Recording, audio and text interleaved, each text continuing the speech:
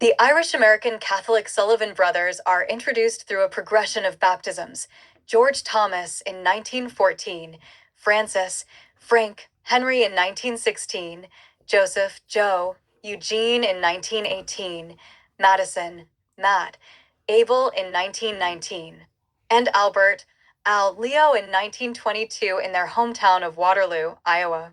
There is also a sister, Genevieve, nicknamed Jen, making the Sullivans a happy family of 6. Based on the apparent ages of the boys, the first part of the plot occurs in the late 1920s. As the boys grow, they are doted upon by their mother and Jen and given stern but loving guidance by their father, who is a railroad freight conductor. Each day, the boys climb the water tower by the tracks and wave to their father as he passes by on the train.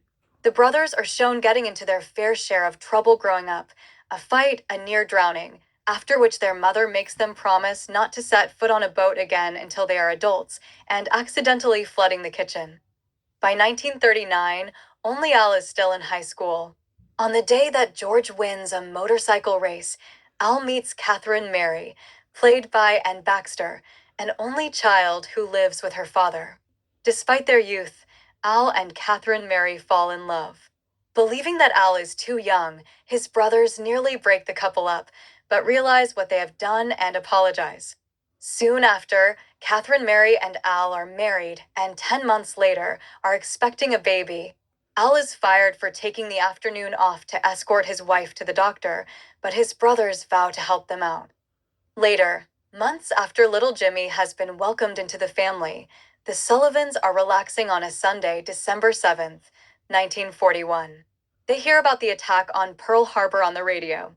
The boys realize that one of their friends, Bill Bascom, Bill Ball in real life, was on USS Arizona and resolved to join the Navy to avenge him.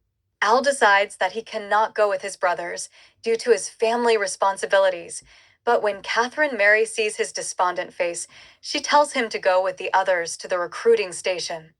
The brothers insist that they serve on the same ship, but the recruiting officer, LCDR Robinson, played by Ward Bond, states that the Navy can make no such guarantees.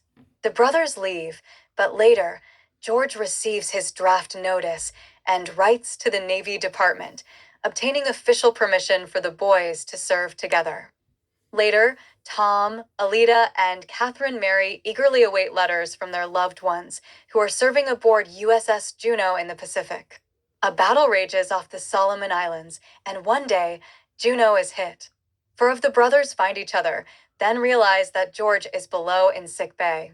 They rush down to get him, the ship continuing to be battered by explosions, and when George insists they leave him behind, Al replies, "We can't go swimming without you." There is a large explosion and the screen fades to black, insinuating that Juno has been sunk and all the brothers killed. Soon after, LCDR Robinson visits the Sullivan home and tells Catherine Mary, Tom, Alida, and Jen that all 5 of the brothers were killed in action. Stunned, Tom goes to work and salutes the water tower on which his sons used to stand and wave to him. Sometime later, Tom, Catherine Mary, and Jen, who has joined the waves, watch with pride while Alida christens a new destroyer, USS the Sullivans. As Tom and Alida watch the ship sail away, Alida declares, "Tom, our boys are afloat again."